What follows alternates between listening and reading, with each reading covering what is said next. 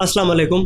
I hope कि आपने पिछली वीडियो में कैसे फोटोशॉप को डाउनलोड करना है वो आपने देख ली होगी और आपने फोटोशॉप डाउनलोड और इंस्टॉल भी अच्छे तरीके से कर लिया होगा। आज की इस वीडियो में हम देखेंगे कि फोटोशॉप दिखता कैसा है, उसका ओवरव्यू कैसा है, मतलब सारी चीजें कौन कौन सी चीजें कहाँ पर है। तो बिना किसी देरी के let's jump into the video and let's start. अच्छा, सबसे पहले आपने फोटोशॉप को ओपन कर लेना है और फोटोशॉप को ओपन करने के बाद आपके पास तो ब्लैंक सी चीजें आ रही होंगी, लेकिन मैंने बहुत सारा काम किया हुआ है तो इस वजह से आपको ये चीज़ें नज़र आ रही हैं। ये होगा आपका फोटोशॉप का, ऐसे समझ लें कि जो मेन जो ओवरव्यू होता है इंस्टॉल करने के बाद। और यहाँ पे सॉर्टिंग और रिसेंट जो काम होगा वो उसको आप by name, by size, by kind वो चीज़ें आप यहाँ से कर सकते हैं। अब ये यहाँ पे एज अ कार्ड बना हुआ है, अगर आप चाहें तो इसको लिस्ट में भी ऐसे कर सकते हैं।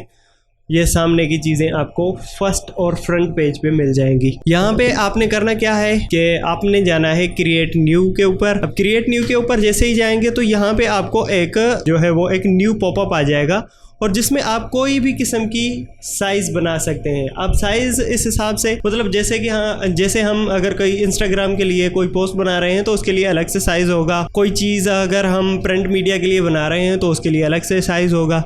तो इस वजह से ये रीसेंट साइजेस हैं जो कि मैंने बहुत सारे डिफरेंट प्रोजेक्ट्स के लिए यूज़ की हुई है, जो कि यहाँ पे आपको दिख रही है।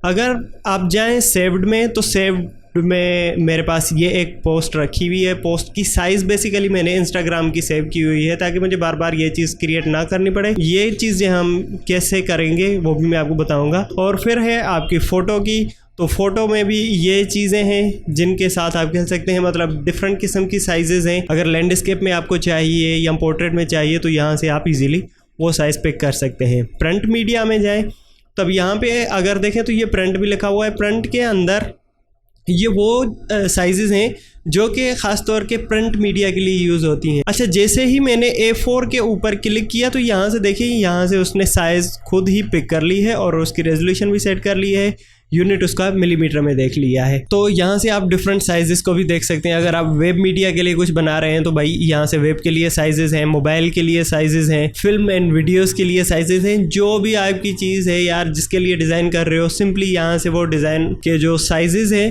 वो आपने यहाँ से पिक करने हैं और आपने डिज़ाइन करना स्टार्ट कर देने हैं। लेट्स से अगर आप कोई कस्टम डिज़ाइन बनाना चाहते हैं, जैसे कि इंस्टाग्राम के लिए 180 बाई 180 होता है, तो वो बनाने के लिए मैं क्या करूँगा, 180 हॉरिज़ॉन्टल विड्थ है उसकी और हाइट भी उसकी 180 है और इसको मैं साइज का नाम दे देता हूं इंस्टाग्राम।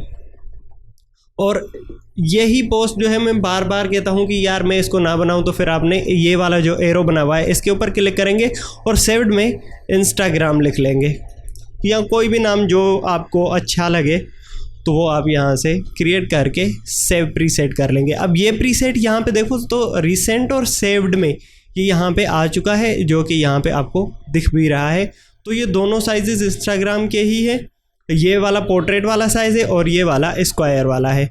अब यहाँ से अगर इन साइजेस को देख लें तो यहाँ से अगर मैं इसको जो है वो लैंडस्केप भी बना सकता हूँ और ओरिएंटेशन जो है वो मैं इसकी पोर्ट्रेट भी रख सकता हूँ, लेकिन साइजेस एक ही है, हॉरिजॉन्टल और वर्टिकल बिल्कुल सेम ही है। तो इस वजह से ये लैंडस्केप नहीं होगा क्योंकि ऑलरेडी लैंडस्केप और पोर्ट्रेट में दोनों ही है। रेजोल्यूशन इसकी जो है वो 32, जब भी आप वेब मीडिया के लिए यूज़ करें, डिजिटल मीडिया के लिए यूज़ करें 32 रखें और 300 जो होती है वो बेसिकली प्रिंट मीडिया के लिए होती है। यहाँ से पिक्सल पर इंच ही आपने रखना है। यहाँ से ये चीज़ आपने ज़हन में रख लेनी है, जब भी आप डिजिटल मीडिया के लिए यूज़ कर रहे हैं, डिजिटल मीडिया के लिए कुछ बना रहे हैं, तो इसका कलर मोड जो है वो आपने RGB रखना है। लेट्स से अगर आप इंस्टाग्राम के लिए कोई चीज़ डिज़ाइन कर रहे हैं, फेसबुक, यूट्यूब या किसी भी ऐसी चीज़ के लिए जो कि आप टीवी पे देख रहे हैं या आप अपनी स्क्रीन पे देख रहे हैं या मोबाइल के लिए देख रहे हैं, तो प्लीज़ उसको RGB ही सिलेक्ट कीजिएगा क्योंकि इनमें बहुत सारा डिफरेंट होता है। अगर आप प्रिंट मीडिया के लिए आप डिज़ाइन करेंगे तो आपने RGB से हट के आपने CMY के कलर पे क्लिक कर देना है। अब ये होती है डिजाइनिंग। ये colour code basically print media के लिए होता है। अगर कोई चीज़ आपने डिज़ाइन कर ली है और आप उसको प्रिंट करवाना चाहते हैं तो वो चीज़ आप CMY के में ही डिज़ाइन करेंगे, लेकिन मैं अभी इंस्टाग्राम के लिए कुछ ना कुछ बना देता हूँ तो इसलिए मैंने RGB कलर रखा। और बिट जो है वो 8 बिट के ऊपर ही आपने काम करना है और क्रिएट कर देना है। तो ये साइज़ आपके सामने आ जानी है। अगर यहाँ तक समझ आ गया है तो प्लीज़ कमेंट करें, और अगर नहीं भी समझ आया है तो प्लीज़ कमेंट करें ताकि मैं आपको अच्छे से और भी समझा सकूं। और यहाँ से आपने ये वाली चीज़ देख लेनी है तो यहाँ पे आपकी फाइल्स हैं, बिल्कुल ऊपर जो मेन नेव बार में है, यहाँ से आप कोई न्यू फाइल जो है वो क्रिएट कर सकते हैं। कोई अगर आपके पास फाइल पड़ी हुई है तो उसको आप ओपन भी कर सकते हैं। लेट्स से मैं इसको अगर ओपन करूँ तो यहाँ से देख लें ये डिफरेंट फाइल्स मेरे पास पड़ी हुई हैं, तो मैं इनको ओपन भी कर सकता हूँ। यहाँ से आप ओपन एज भी कर सकते हैं, और यहाँ से आपको मतलब फ़ाइल में जो जो चीज़ें हो सकती हैं, सेव करना है, न्यू फाइल ओपन करनी है, या किसी फ़ाइल की अलग से कॉपी बनानी है, तो वो यहाँ से आप सारी चीज़ें फ़ाइल में से कर सकते हैं। एडिट में आपकी बहुत सारी चीज़ें ऐसी होंगी जिसमें आप कॉपी पेस्ट क्लियर और ये चीज़ें कर सकते हैं। This is for overview. बाकी इन डेप्थ के लिए तो हम अगली वीडियोस में देखेंगे। यहाँ पे ही अगर मैं बताने के लिए बैठ गया तो भाई ये वीडियो ही 3-4 घंटे की हो जानी है। और इमेजेस में अगर अच्छा यहाँ से आप देख लें तो ये इमेज साइज़ भी है, कैनवास साइज़ भी है। कैनवास साइज़ और इमेज साइज़ में क्या डिफरेंस है ये आगे वीडियो में हम देखेंगे।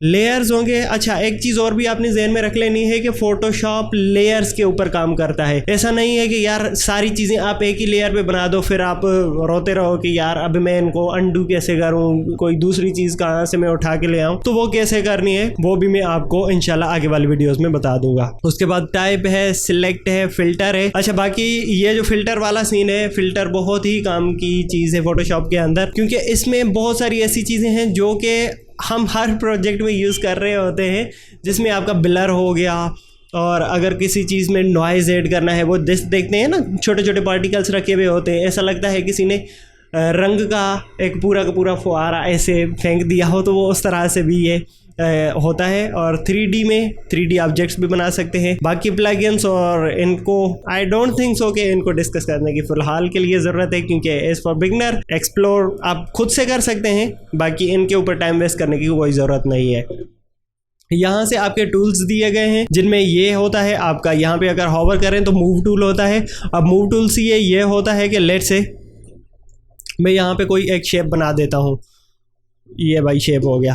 अब इसको मैं मूव कैसे करूँगा? अगर मैं इसी टूल पे रहूँगा तो फिर ये मूव कैसे होगा? तो इसलिए ये मूव टूल होता है, और इसके साथ साथ मैं जो भी चीज़ें चाहूँ तो यहाँ से मैं मूव कर सकता हूँ।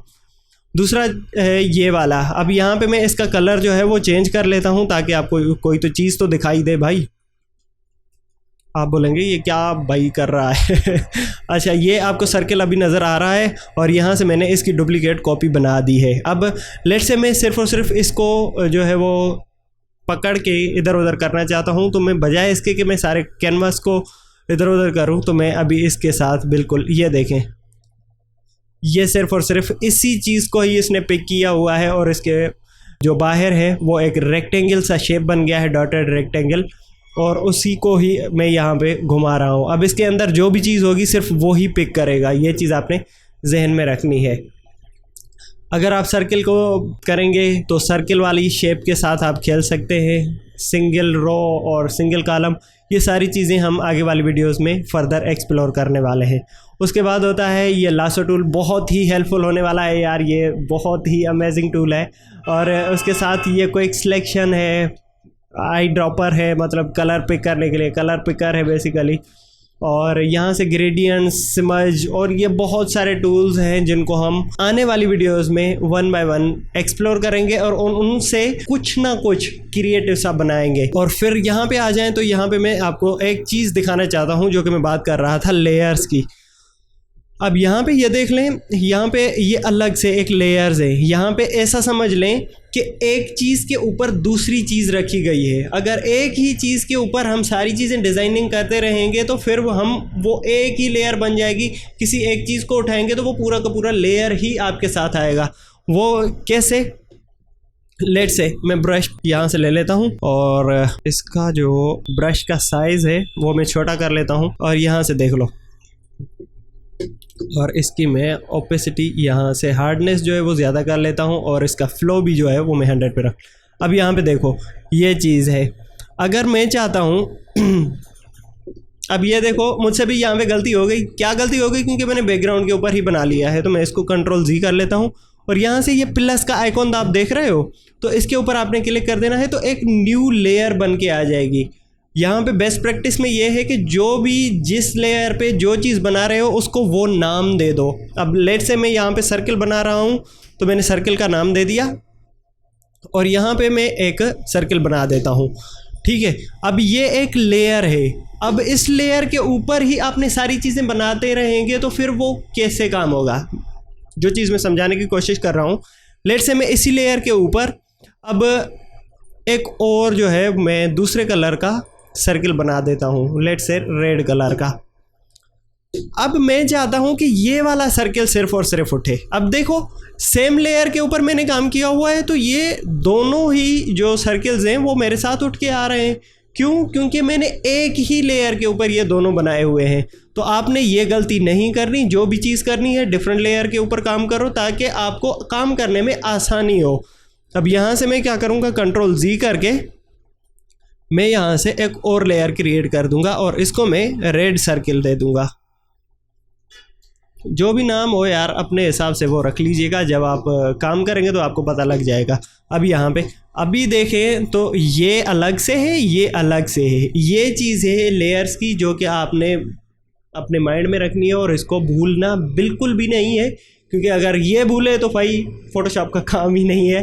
क्योंकि सारी चीज़ें आप मेसअप कर लेंगे, फिर आप ढूंढते फिरेंगे कि यार ये चीज़ कैसे मैं इससे डिफरेंट करूँ, ये चीज़ कैसे मैं इससे हटाऊँ। तो उस कन्फ्यूजन से बचने के लिए ये वाली चीज़ आपने लाजमी जहन में रखनी है। और यहाँ पे अगर देख लें तो ये लेयर है, अगर मैं दो लेयर्स को पकड़ के इस वाले आइकॉन के ऊपर क्लिक करता हूँ तो ये मुझे एक ग्रुप बना के दे देगा। और ग्रुप में एक अब ये इसने ग्रुप बना दिया है और ग्रुप को ऐसा समझ लें कि एक फोल्डर है, उसके अंदर डिफरेंट फाइल्स रखी हुई है।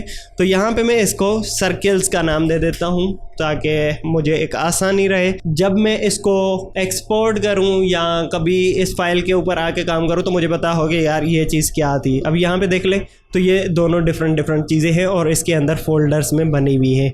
बाकी के अगर आपने इस फोल्डर को ही उड़ाना है तो ये डिलीट वाला बटन है। एक चीज़ ये है कि यहाँ से ही आप डिलीट करें और ग्रुप एंड कंटेंट यस दोनों ही उड़ा दो।